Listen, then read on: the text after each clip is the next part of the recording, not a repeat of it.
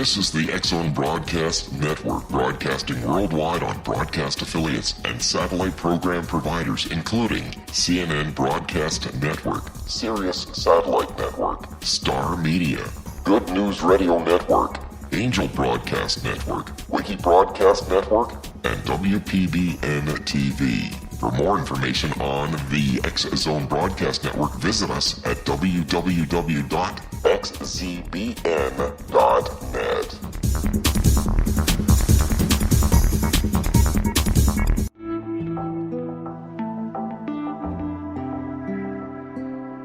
Take a step back in time and discover old Florida cuisine at Marsh Landing Restaurant in Fellsmere.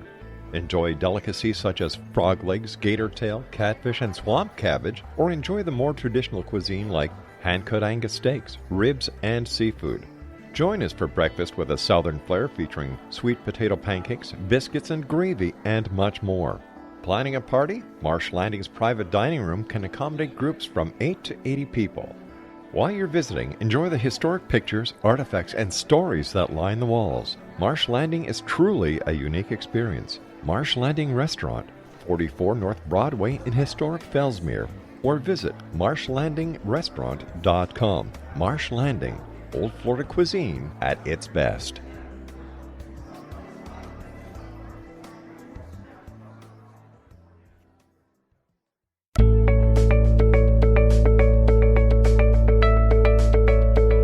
Welcome. Know the name, know the genius in you. Where in a single moment you can recognize your brilliance and change your life.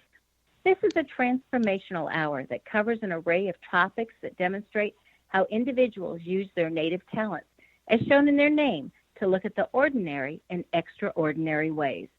Albert Einstein once said that everybody's a genius. Why would one of the smartest people on the planet declare that everyone is a genius unless he knew that to be true? I'm Sharon Lynn Wyeth, and in each weekly show, you'll hear the fascinating ways that other people discovered the genius in them and what they were able to accomplish. At the end of each show, you'll hear clues on how you can recognize your own innate genius. All over the world, people have many, many diverse interests. And in that vein, people have written to our show's producers and asked about different occupations and areas of life that have highly interested them. People want to know how highly successful people have managed to achieve their genius mindset by utilizing the gifts that are seen in their name, utilizing namology science. Some of the letters asked, how does someone express their creative talents, and how does someone share those gifts with others in such a way that all benefit?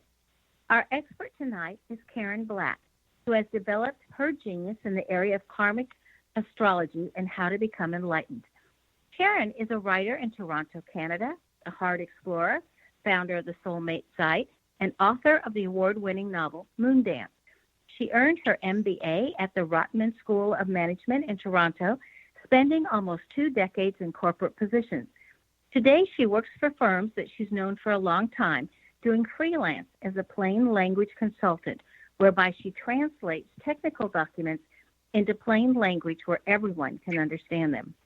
Karen writes her e-newsletter Moondancing from her lovely 160-year-old heritage home in a small town in Ontario. She writes to empower other heart explorers and professionals who are focused on making a meaningful difference around the world who have found themselves on a spiritual awakening journey. She does this through her website, the Soulmate Site, and Heart Explorations. Karen's name indicates that she has fairness issues and wants the world to be fair. That is according to her definition of fair, of course.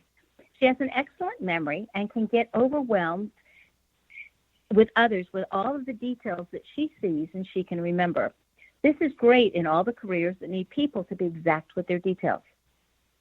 Karen's name also indicates that she can have quite the rebellious spirit, as she does not like to be told what to do. She can see ideas from someone else's point of view, even when they disagree with her. Her name also indicates that she would make a great mediator, for when it comes to other people, she can see both sides of the issue and help them come to resolution. Welcome to Know the Name, Know the Genius in You, Karen. Welcome. Thank you. Karen, we want to get the obvious question out of the way first.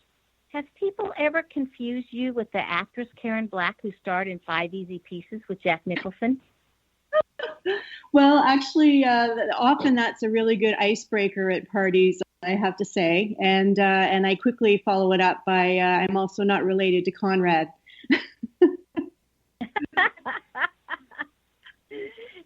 Well, when I was asked tonight who I was interviewing, and I said it was Karen Black, someone said, "Oh, the actress, how exciting." And I said, "More exciting, this one's alive." This one's alive, exactly. It might be more exciting if it, on the other hand, but yeah, isn't that funny? Yeah. So what kind of technical documents do you translate? Yes, it's kind of an unraveling of legalese. I do everything from investment statements to utility statements to pension statements, a lot of statements. But I've also worked with a team of people, of course, on simplifying contracts as well. So basically, it's making very technical information easy to understand for the layperson. So does that vary across which kinds of technology? Like I know some computer techs, they tell you what to do to run the computer, and now it seems like even those are online. So if you don't understand how to do it online, then you don't know how to get to the material to tell you how to do it online. Right, it's true. Most of my specialization has come out of the insurance industry, Canadian insurance industry, also the investment industry. And sometimes, again, I have worked on utility companies, but most of my experience is on the insurance side. So I smiled when you said, I was very detailed. I smiled when you said that very broadly. So with that, would you be like a doctor and a lawyer at parties where everybody wants to pick your brain for that, what you know about insurance? Well, the funny thing is, actually, no, I don't like to talk about it at parties. But the funny thing is, when I go deep into a project, I have all of these details in my head, and then I write them down and I synthesize them, and I'm in the project. But I'll tell you something: once that project is done, all the details are gone. So I'm in my head as long as I need them there. Put it that way. Well, that's good, though, to be able to understand or to begin with. Yeah, like I said, I sort of see it as a bit of an unraveling. It's kind of a fun challenge for me. It's very different than the astrology, though, although the astrology chart can be an unraveling as well. Well, we're going to talk about that next. Stay tuned to Know the Name, Know the Genius in You, which can also be heard on knowthename.com and xzbn.net. After the break, we'll find out. This is the X-Zone Broadcast Network, broadcasting worldwide on broadcast affiliates and satellite program providers, including CNN Broadcast Network, Sirius Satellite Network, Star Media, Good News Radio Network, Angel Broadcast Network, Wiki Broadcast Network, and WPBN TV. For more information on the X-Zone Broadcast Network, visit us at www.xzbn.net.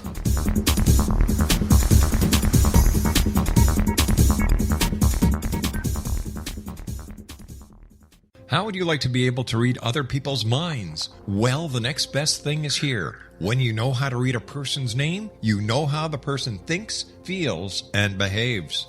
Each letter in our name holds a key to unlock our true essence. Our name contains both our gifts and challenges in this lifetime. Nemology science discovers personality secrets hidden in the placement of the letters of our names, including the first and last impression people remember about us. Sharon shows us how to interpret the arrangement of letters as outlined in her book, Know the Name, Know the Person. Sharon Lynn Wyeth created Nemology science after 18 years of research and testing her theories, and has supported thousands of people around the world in understanding themselves and others better. You'll enjoy Sharon's unique teachings as she shares her system to learn the gifts behind your given birth name. Even if you don't like your birth name, there are jewels in this book. If you're thinking of changing your name, ready to name your child, or wanting to get along better with others, this is the book for you. If you'd like to improve your relationships and change your life for the better, get the book today, Know the Name, Know the Person, or visit www.knowthename.com. That's www.knowthename.com.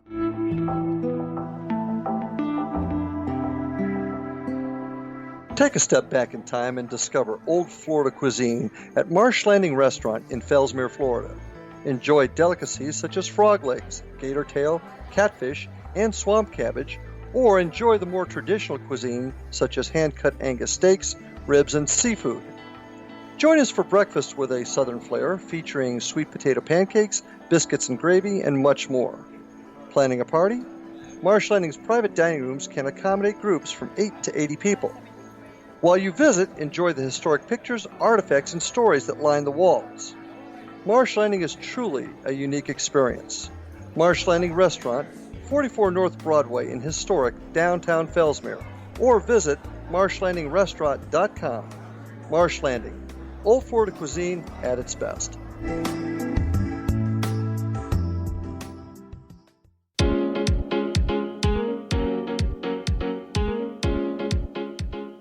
Welcome back. I'm Sharon Lynn Wyeth, and you're listening to Know the Name, Know the Genius in You, which is being heard on xzbn.net and knowthename.com. Our guest tonight is Karen Black, whose website is karenmblack.com. Karen, how did becoming a writer who was on a spiritual path change your life? Or in other words, how did you get started in this field? Yeah. Well, writing has been part of my life for a long time. Way back at University of Toronto, I took biology and I also took English. So that foreshadowed a little bit of the technical writing piece. But I also had, when I took English, there was also a creative writing piece, and I didn't come to that until later. Basically, I was bounced around in the corporate world a lot. I had worked with a couple of companies that went into bankruptcy. I used to have, my sister used to say to me that I cursed companies that I worked with. So I had some experiences that really made me kind of really reevaluate my life. So there was the career piece, but then also in my romantic life in my 20s, was quite tumultuous. So those two things combined as catalysts, if you will, so that I started to really be forced to look within. And I always had that spiritual part of me, but it took me a while because I was raised by a very pragmatic kind of family. I didn't know anyone, at the time that was asking these kinds of bigger questions. It took me a little while to get the courage to kind of claim some of these beliefs and interests as my own. But once I did, then the writing was just really something that happened very naturally. My first book is Moondance, and really it's an allegory for spiritual awakening in a modern world. And I was writing it while I was going through probably maybe not the most intense part of my awakening, but it was kind of, I was learning the astrology at the same time I was writing about it. And so it actually ends up being very, I'd say an authentic voice around awakening, and sometimes even how confusing it can be. So writing was just a good outlet to put my, it's a fictional story, but the themes are mine in the book. Yeah. And so did your life change? I mean, it sounds to me like you were almost documenting the change of your life as you were going on your spiritual path. But yes. Did that stop? Still continuing past when the book ended? No, actually, that's basically I experience something in life and then I try to put it to words and share it. And so the people that enjoy my work tend to, resonate with what I've gone through. But the way it's changed me, I would say that I've become a more confident person. I think for a number of years, I felt like my life was split a bit between who I was in the corporate world and who I was privately, who had all these kind of very different interests. So I think once I started writing and I actually published and shared it with people I knew, I cemented some friendships, when I found people were thinking the same things as me, and I became more confident and also, this is a sort of a technical term, but it more integrated. I didn't feel like I had this double life anymore. I felt like I could be myself, and that was powerful for me. I think there's probably a lot of people that feel like they're leading a double life between their work life or their professional life and their home life. There's some words that you use on your website and in your material that may need defining for some of us. So I'd like to start by giving you a word and having you define it for us, Sure. like what it means. So what does intuition mean to you? Intuition to me means reconnecting our consciousness to our higher self. So we live our life with our five senses. We're here in the material world. Some people may call that the 3D world. But then there's also this higher oversoul, if you will, the higher side of ourself that has great wisdom and where we can get hunches and intuitions. So through practices like self-reflection, like meditation, for example, even connecting with nature, I find is very powerful for me. It opens us up to wisdom and knowledge that is available to all of us, but not in the 3D world. Okay, so you're talking about your higher self and an oversoul.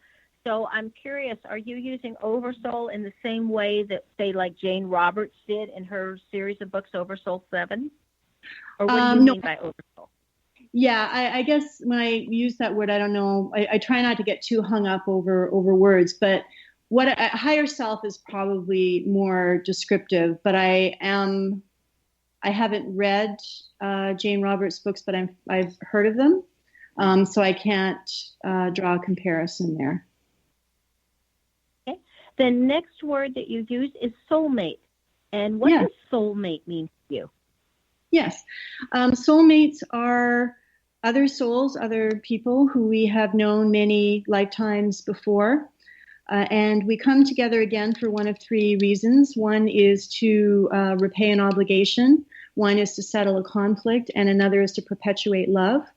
I call it the soulmate continuum. So we could meet these people we've known before anywhere on that continuum. I think that there's a bit of a romantic sense about soulmates where all we do is perpetuate love and everything is rosy and there's no work involved.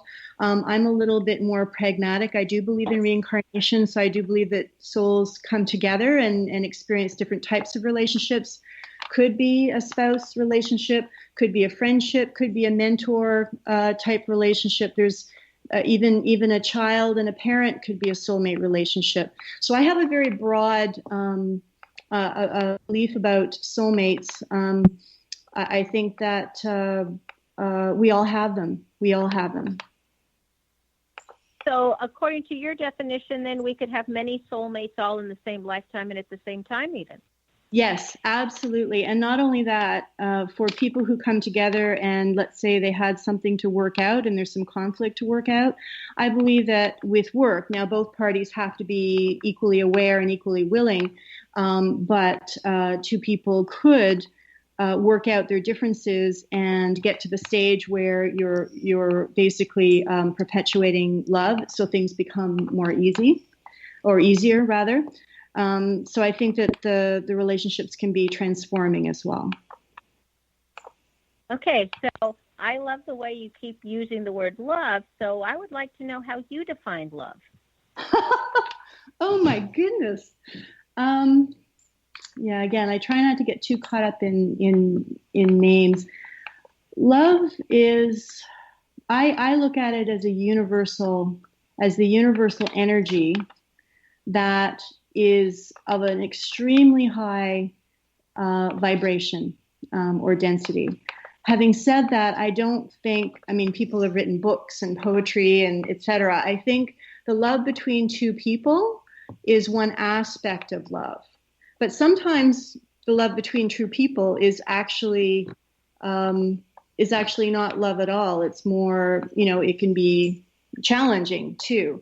So I tend to look at it as a universal love, as a vibration that's very, very high, that's full of peace. J.J. Dewey, in his book, defines love as the honest appreciation of another person's essence. Would you agree with that, or would you add to that? I think that's really lovely because it has the acceptance, it has the essence, which is really who we are in our energy and how we affect others and ourselves and our talents. I think that's lovely. Yeah, I would agree with that. Okay. So you talk a lot about your spiritual awakening, and everybody kind of wants to have that spiritual awakening, or it's something that would be attainable. And so how would you go about that, and how do you define, or how would you recognize when you've had a spiritual awakening? Yeah. And I think that it's interesting because I'm not sure, this would be a fascinating discussion. I'm not sure every awakening is something that somebody wakes up one day and with a very good heart says, okay, today I'm going to wake up. I think that the awakening that I experienced, and that I've also heard stories from others, are actually a result of struggle. It's often they're a result of pain. The waking up part is when we choose to look at life in a different way, perhaps not as a victim. So I think there's a number of ways into awakening. You could go through a loss, you might go through an illness, you may lose another person in your life, you may have your heart broken again and again. Something may happen financially, but whatever it is, it opens your heart.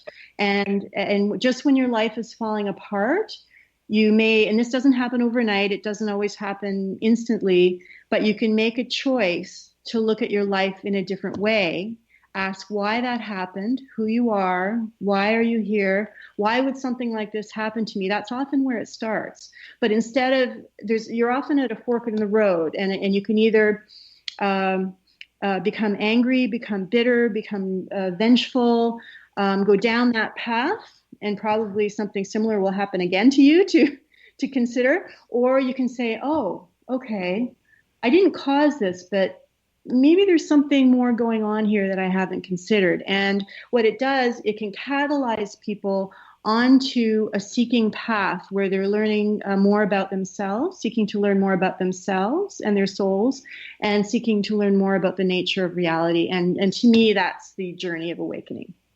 But it's not always fun. It really caught me, something that you said when you said you begin to look at life not as a victim. Would you expand on that? Sure. I think that it's very natural if, let's say, somebody goes through a betrayal situation, or they lie to you, or they cheat on you, or somebody does something to harm you, that it's very understandable that we're hurt, and our first instinct might be to blame that person. And it might even be okay. It may even make sense to be very, very angry at this person, or this institution, or whatever it was that harmed you. But I think that once we get through that raw kind of emotion and shock, I think if we hold on to being a victim, that we look outside of ourselves for the people who are, or the institutions or whatever that are persecuting us, that isn't a powerful place to be. It isn't a place of growth. And it's not to say there aren't victims in the world when it's very literal. Somebody is hurt and killed, and somebody, there's physical violence. I mean, obviously that's victimization. But is that person holding on to it 20 years later? And how do they define themselves? Do they find themselves as a victim? Or do they heal, and are they strong, and, they do the hard work of forgiveness, and they go on, and be strengthened by that in the long term? What you're describing sounds incredibly challenging. Oh, yes. I'm not saying this is easy or overnight, and sometimes you take two steps forward and one step back. Believe me, it's almost like a peeling away of layers. Forgiveness is tossed around as a word, but it's really one of the hardest things I think any of us can do. But ultimately it's freeing, because it frees us. If we hold on to it, then we're holding on to that energy, and it holds us back from stepping into more expansiveness for us. Yeah. Stay tuned to Know the Name, Know the Genius in You. This particular show is dedicated to looking at life differently And after the break, we'll find out why so many relationships are ending now and ending abruptly, as well as ways that Karen has assisted people. Her website is KarenMBlack.com.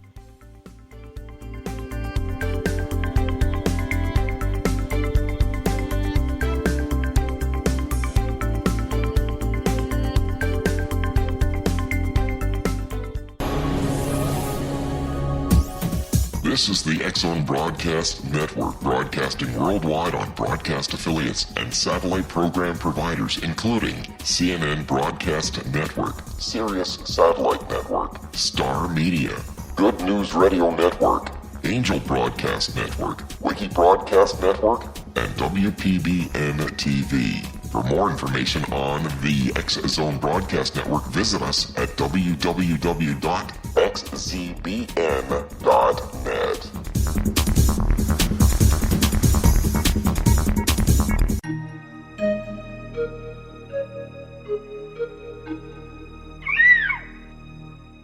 While science pursues fact, magic accesses the quantum level, bridging random facts to form truth. As long as science and magic remain separate and polarized, the truth cannot be known. I'm Gwilda Wiyaka. Join me on the Science of Magic radio program, dedicated to unification and evolution of consciousness. During each episode, I'll be speaking with experienced and respected scientists and mystics. From astrologers to astronomers, from medical doctors to shaman, the scientific method to dowsing and intuition, we'll weave together information from seemingly divergent practices to promote unity and enlightenment.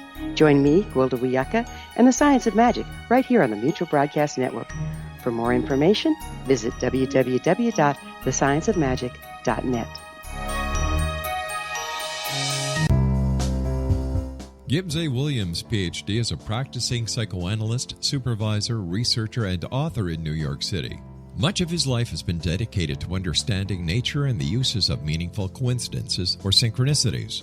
His radical and original non-Jungian, non-mystical, non-magical theory of synchronicities illuminates much of the fog surrounding this challenging and perplexing topic.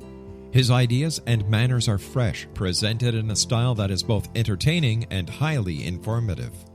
He is also an expert on crisis intervention, specially focused on violence reduction for the police and citizens, mastering anxiety, frustration, and stress without the use of medication, and effectively preventing and treating heroin addiction. Dr. Williams can be contacted at his email address at gwwilliamsny11@aol.com or visit his website at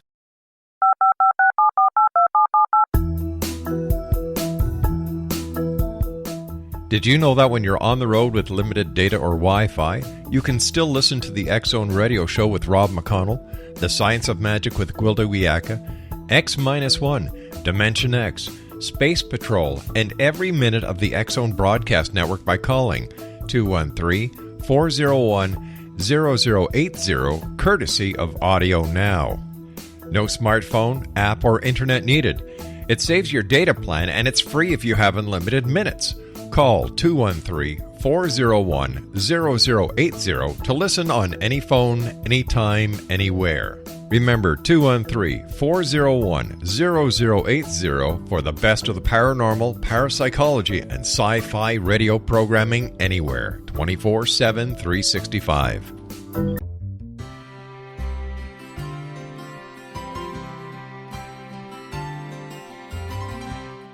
True healing must address 4 levels: physical, emotional, mental, and spiritual, for us to live joyful and productive lives. We tend to treat 3 of the 4, leaving the spiritual languishing. If you're tired of the same dysfunctional patterns cropping up in your life, Soul Balancing is for you. Trixie Phelps, owner and founder of Soul Balancing, is a naturally gifted energy healer trained in numerous esoteric forms, including shamanism. Trixie has created a powerful modality that safely and effectively clears your energetic field. A soul balancing session can remove interference, heal trauma, and restore your hope. Contact Trixie for a life-changing long-distance session today, www.soulbalancing.world.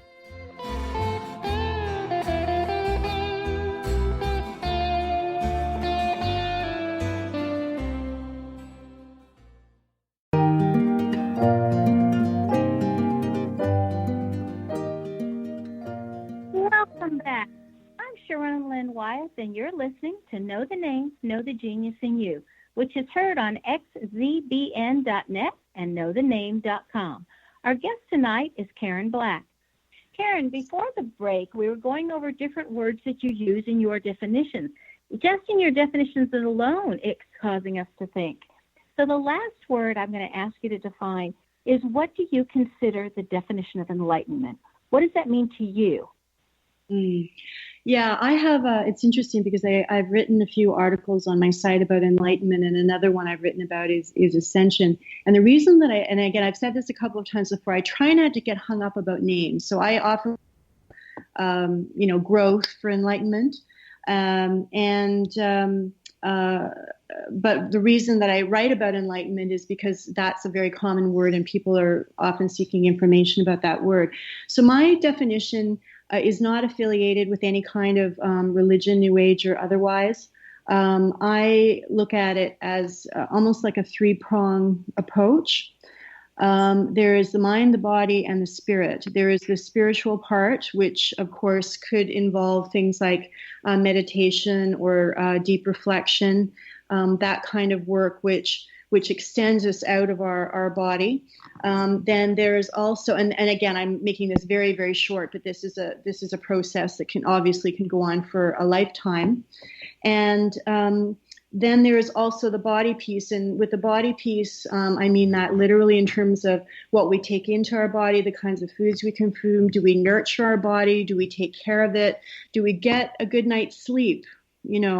That kind of thing. Do we spend time in nature? And I also, for this section, I also will expand and say, we are here on a path of growth or a path of enlightenment if we choose to accept that. But I also believe that we're not meant to sit here on earth and spend all of our time trying to get out of our body. There are very few people on earth that go away and meditate in a cave, if you will. I use that metaphor because it's used a lot. Most of us have jobs, we have families, we're juggling many things. There are a lot of stressors in life, so enlightenment becomes a little bit more complicated. So if you take that time for reflection, also it's about grounding it to the earth. And so that's where taking care of the body comes in. Even just simple kinds of things like going for a walk in nature, making some wonderful food, gardening, really paying attention to the earth. I talk to plants, and I really believe they have a consciousness. And the last piece of it is the mind for me. There is that intuitive wisdom that the more we open to our own intuitive wisdom from our higher self. But I also think there's a lot of knowledge, and it's interesting. I smiled when you said rebellious too, because I am a little rebellious, even though I have a very soft voice.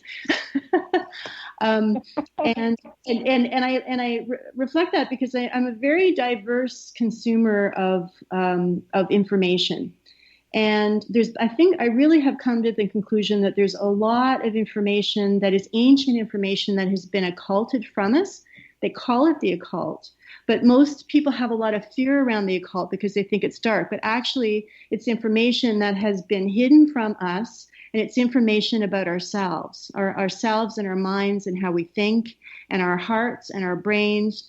And there's a lot of really good information in there. So I've really dug into this. I think part of enlightenment is also what we fill our minds with as well, and to remain curious about information, and also to realize that it's not about reaching a mountaintop. As a matter of fact, once we believe that we've reached a mountaintop, I believe enlightenment stops.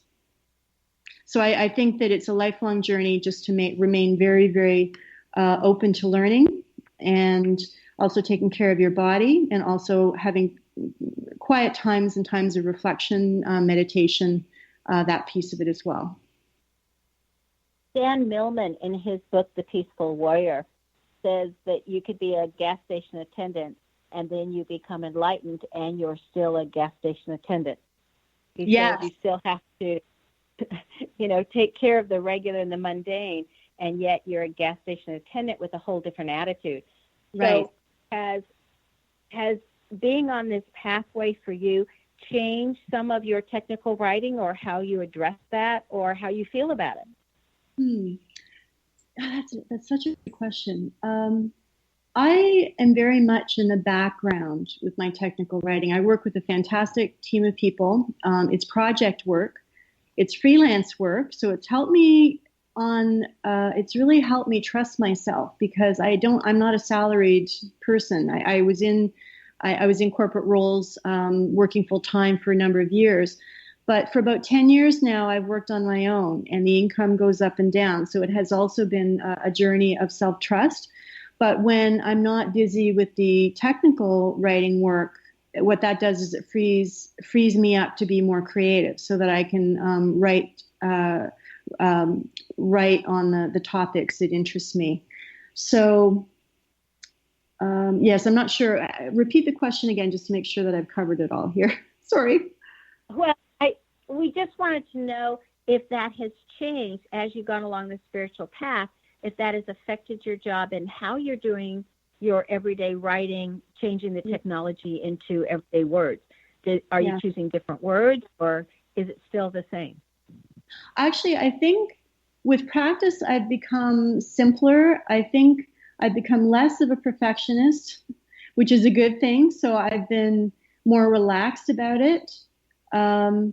I have a lot less anxiety than I did when I was working full time. I think that, but in terms of the quality of writing, other than just the more projects you do and the more people you work with, the more I can learn, and I'm always improving. The writing has got better, but it's such a radically different type of writing that I do in that world versus my creative life. I think I'm more calm in when it comes to work. I'm definitely more calm, and I'm less hard on myself.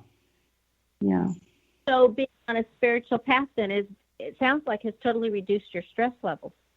Oh, absolutely. Absolutely. Yeah. Yeah. Do you think that would hold true for everybody, that being on a spiritual path would reduce their stress levels?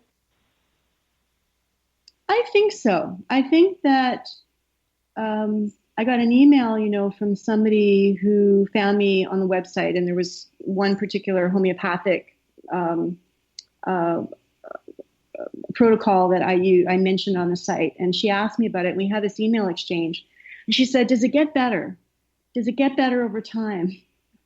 Because she was experiencing some pretty intense symptoms, and physical as well. And I said, it gets better over time. And that's what I find. Once you're on the awakening path, there's sort of like, it's chaos, and then everything opens up, and there can be a euphoria. But then the more you go, there's a bit of an ebb and flow to life. So it's not to say you won't have ups and downs. It's just the downs won't last as long, and you'll come out faster. And then they just happen less and less. And then when life, the unexpected things in life happen, as they always will for all of us, things can change. I just find it's easier to navigate. It's easier to navigate. Mm-hmm. Well, we mentioned before the break that we promised our listeners that we'd talk about why so many relationships are currently ending and ending abruptly. I believe that I don't know whether you've heard the term, the shift in consciousness that's going on right now. I've done a lot of research in this, and I haven't really spoken a lot publicly about it, but I believe the Earth is going through a shift in consciousness right now, which means the Earth as a consciousness is making a choice to go from third density reality into fourth density reality. So the Earth, in essence, is on a path of enlightenment herself, if you will. And there's a choice right now that humans, that we're being called to make. Do we go with her or not? Do we continue to grow, or do we stay where we are? And there's a lot of scientific studies out there, and I'm sorry I don't have any top of mind, but basically the Earth is being inundated by this very high frequency wave of energy, and that's affecting people in a lot of ways. It can mean illnesses all of a sudden come up very, very suddenly. It can mean it means we don't really know. Honestly, I don't really know why this is, but it's almost like where there are gaps in terms of how we're living and how we're feeling, when there's a gap between those two things, it's almost like this can magnify it. So when relationships break up, probably these aren't relationships that were good to begin with. These are the relationships where where people are sort of, putting aside, making excuses, not looking at their problems, and then all of a sudden, overnight, things can come up, and it's over. I do know someone, a friend of a friend, who, again, almost a 20-year marriage, and got a phone call, and her husband said it's done. But, and it just came up, and she was in shock for a while. She's doing great now. That's just one example. But I think that this is something that's often, when we bury our truth, when we bury our truth and we just kind of go about life and we don't want to look at those things, they're usually situations where there's been a buildup for some time. Okay, so you mentioned the third dimension and the fourth dimension. So fairly succinctly, what's the key difference between, you're saying we're going from third dimension to fourth dimension? What would be different in the fourth than what we're used to in the third? Yeah, and just so you know, there are, pages and pages and pages and books and hours you can listen to about this. But succinctly, the third dimension is what we can see and feel and the material world, and the fourth dimension, a greater piece of that is love. So essentially, it's a higher vibration, it's a higher frequency. There's more love. So we need to be more authentic with ourselves. We need to be kinder to ourselves and other people. And basically, it's a growth in consciousness. Okay. What do you mean by if a person is on track or off track? And how would you know, or the person know if they were on or off track? Yeah. I work with a lot of people who have either gone freelance or they've started their own businesses. And it's very different than going into a job and knowing you're going to get a paycheck, at the end of the week. And it involves a lot of self-trust. And along the way, there can be a lot of self-doubt.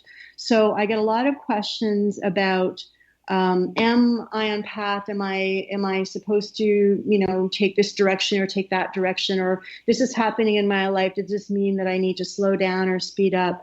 That kind of thing. Often I will use the astrology chart to support feedback. I just stick to what's on their chart to give them some feedback on that.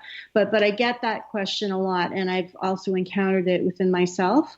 Am I here doing what I'm here to do? Am I here doing the purpose I'm here to do, or do I need to work harder at this, or do I need to let go? So it's just navigating change, taking steps to often toward a goal, toward a dream, toward some kind of ambition that people have. That's what I refer to there. Stay tuned to Know the Name, Know the Genius in You on xzbn.net and knowthename.com. After the break, we'll find out about what Karen Black has in her name that assisted her, that you may have in your name as well, along with more about her novel, Moondance.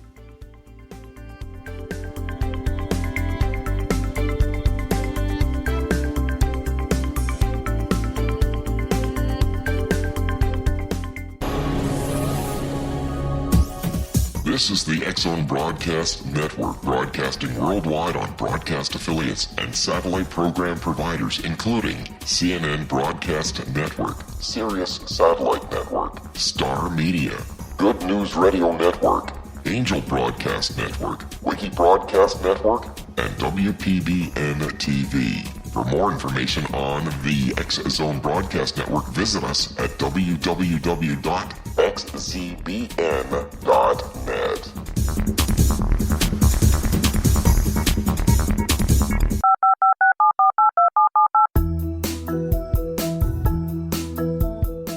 Did you know that when you're on the road with limited data or Wi-Fi, you can still listen to the X-Zone Radio Show with Rob McConnell, The Science of Magic with Gwilda Wiyaka, X-1, Dimension X, Space Patrol, and every minute of the X-Zone Broadcast Network by calling 213-401 0080, courtesy of Audio Now.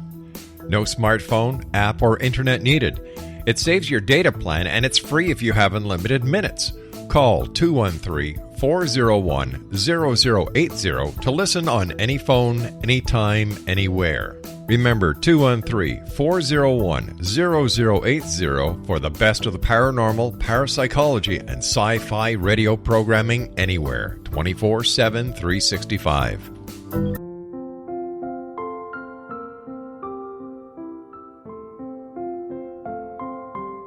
I am Dr. Carl O'Helvey, founder, president of a new cancer foundation focusing on evidence-based physical, mental, and spiritual interventions, including natural cancer cures, prayer, meditation, affirmations, nutrition, and other related holistic cancer prevention and cure modalities. These are used in cancer education, research, and financing care. I ask for your help to continue this important work by donating at www.holisticcancerfoundation.com.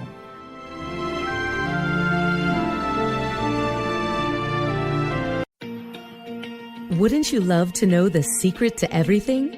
Well then, meet Dr. Kimberly McGeorge and her cutting-edge breakthrough knowledge that combines science with possibility. Dr. Kimberly brings real-life answers and healing to those open to alternative solutions. She teaches solution-based programs and classes that will change all areas of your life forever. Specializing in conscious creation, intuitive readings, and energy medicine, you can rapidly shift health, relationships, business, and money and abundance challenges quickly. Receive her best-selling book, Secret to Everything, at no cost by going to secrettoeverything.com/X-Zone. That's right, transformation can start now. Just go to secrettoeverything.com/X-Zone and receive Dr. Kimberly's book for free. Little children aren't the only ones afraid of the dark. Millions of soldiers return from war zones with PTSD, anger, frustration, fear, and loneliness, much of which surfaces during the darkness of the night. You have the chance to change the lives of these American heroes. Songs and Stories for Soldiers.us provides free MP3 players for these men and women. With a list of 3 million songs in 16 different styles, 100,000 audiobooks, and 30,000 old-time radio programs, every veteran can find something to soothe and comfort them at no cost. All our players contain an 8-hour audio program designed to help veterans fall asleep. With 1,500 plus vets now participating, it's our goal to deliver 10,000 audio players this year. Go to our website at songsandstoriesforsoldiers.us. Help us help a veteran make it through the night. You're listening to the X-Zone Broadcast Network, www.xzbn.net.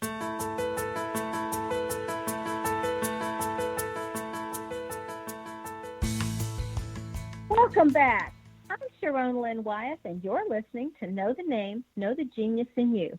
Our guest tonight is Karen Black, whose website is KarenMBlack.com. She's taken her skills to a level where she's able to assist others in opening their heart. How do you define, or what do you say is opening the heart, and what do you mean by heart explorers? Yes, another good question. Part of my own awakening, I was a very left-brained, very logical. I didn't like big emotional scenes, anything like that. So part of my learning, part of my awakening, if you will, was dealing with heartbreak. So whether that came in the form of being laid off with my job, or whether that came in the form of a romantic breakup, that kind of thing, what I found was I couldn't just put a cap on it. I couldn't just, stiff upper lip and just, motor on ahead. I tried to do that for many, many years. But what I found was I needed to feel it and understand it and almost run the emotion through my body so that I could be strengthened. Now, I'm way shortening this. I'm shortening about a decade of my life just in that 2 sentences. And again, never said it was going to be easy. And not everybody has to go through what I went through. But what I found was, as I came out the other side, going through these heartbreak experiences, as I came out the other side, each time I'd be a little calmer, I'd be a little wiser, I'd be a little stronger, you know, I'd flow with life a little bit better. And then that over time also turned to courage in terms of the chances I was willing to take in my life. I mean, it even ties into me going freelance 10 years ago, you know, because it was kind of a scary thing to do at first. So for me, that's the personal part of the journey in terms of the heart awakening. But in terms of personal empowerment, and again, many other people have written about this, is the balance of masculine and feminine. We live on a feminine planet, but the way our world is being run at this time is very masculine. So probably yourself and a lot of your listeners have heard of this reclaiming the feminine, reclaiming the goddess, and becoming more feminine. And that is a journey to the heart. It's also a journey to the right side of the brain, which is the more creative side of the brain. And I do believe all of this is going on. We need to move from the masculine to the feminine. But what I'd say is it's really not a journey to the feminine to exclude the masculine. The two have to be in balance, because it's through the feminine where we maybe open up intuition and we get these great, you know, ideas, but then it's through our masculine energy. I'm using these words symbolically. It's through our masculine energy that we actually take action and we engage with it and we manifest something on earth with this inspiration that comes in that's so feminine. So it's really about balancing that left, right brain, masculine, feminine, heart versus our mind side of ourselves. That's really where we can claim our power back. Yeah. Sharon, what do you mean by karmic astrology, and how is it different than other forms of astrology? Yeah, karmic astrology I found very fascinating because it's not predictive astrology. There are some astrologers who are very, very skilled at prediction. And what I believe is that prediction isn't necessarily empowering. Karmic astrology takes a look at our charts from the point of view that there is reincarnation. We've lived a number of times before, and we are here to learn something new, bring our talents forward, and all of us have a unique purpose. So the karmic astrology part will give clues about past lifetimes, karma we're here to become, talents that we were born with and are here to share. It gives us a snapshot, almost like a soul blueprint of what our purpose it consists of this time around. And just like I said, that awakening isn't always fun. Often the soul mission or the soul purpose that you can get from a karmic astrology chart is often a stretch. It's not always, it's generally not a surprise or a shock to people, but it's often something like, oh, yes, that's come up again and again, and that terrifies me. But what happens is when you step into that new energy, then all of a sudden you can become confident and your life goes more smoothly. So it's very empowering.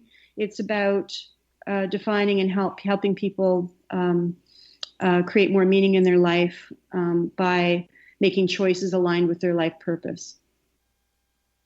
It almost sounds to me, and please correct me if this isn't the case, it almost sounds to me like regular astrology is going forward as you're doing the wheel and looking at the planets in their houses, and karmic astrology is using the same skill but going backwards. Would that be an accurate statement? That's interesting. And I think I would say, yes, it goes backwards. And I would say that the forwards aspect of it is completely up to you. So it's a bit more self-initiated, if you will. Now that you have this information, you can keep doing things the way you did for the last 20 years, or you can take it and say, okay, this is new information. I'm going to try it that way next time. So you had asked about the heart. I'll just give an example from my own chart. I have a lot of Capricorn karma. Capricorn is the business person, again, very pragmatic, very logical, very, doesn't want to fuss with emotion. We're also very dependable and loyal and all that good stuff too. So I have a lot of karma in Capricorn. That's where I'm most comfortable. I'd be very happy just to make sure things go very easily and logically along. But my stretch is actually Cancer, which is the opposite sign, and it's in also a water house, the 12th house, which is a very unconscious house. So here's this very pragmatic person, me, growing up, and I was told my soul mission was to understand my unconscious emotions.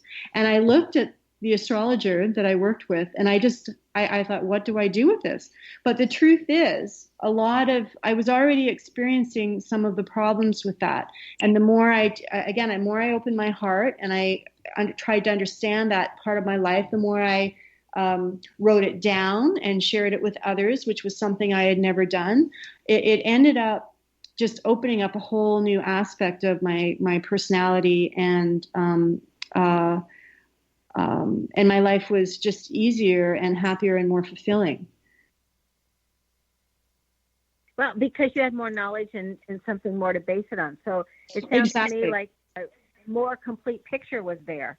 Yes, exactly. It gave me a why. Why had this happened? And in my case, I know with the business, my business work, as soon as I put work, which is very Capricorn, as soon as I put work as my goal, as front and center as my goal, this is the corporate ladder I'm climbing, everything falls apart. I've been worked for companies that fell apart.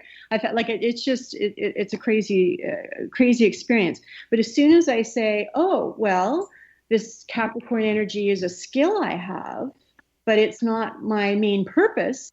Actually, I'm going to use this skill to make some money, but then I'm going to go over here and write this book or create this website or do whatever I'm doing at the time creatively to explore my inner self. That's when the corporate opportunities, the work opportunities came, which is really kind of upside down. So it's a skill I have. It's something that I enjoy. But for me, now it may be very different for someone else. But for somebody with a Cancer North Node, it's called in the karmic astrology chart, the move from being very work focused to emotion focused is the path. Karen, if you could change one thing about people's understanding or how they look at the world, what would that be? I wish people were more curious and they weren't so closed to learning different information. I wish there was more curiosity in the world. Would that curiosity extend to understanding why people consider one party better than the other, or vote the way they do, or listening to somebody with an opposing point of view? Yes, I think what it would do is it would open minds. It would reduce conflict. It would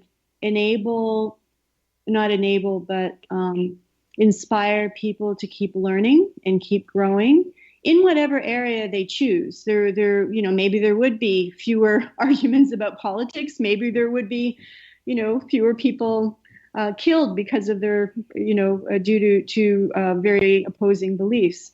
I think curiosity is something that opens minds and can only lead to growth. That's a short answer. That would be a great book, by the way. Yeah. Our guest tonight is Karen Black, and her website again is www.karenmblack.com. Our guest's name excels at paying attention to details. This is found in the last letter in the first name being an N. If your last letter in your first name is an N, you too pay attention to details and can drive other people a little bit crazy with all those details. Do you want to know where your genius lies? I'm Sharon Lynn Wyeth, host of the radio show Know the Name, Know the Genius in You, which can be heard every Tuesday at various hours right here on xzbn.net radio and X-Zone radio station and on knowthename.com. Tune in to hear the fascinating ways people have discovered the genius in themselves. This is Sharon Lynn Wyeth, signing off.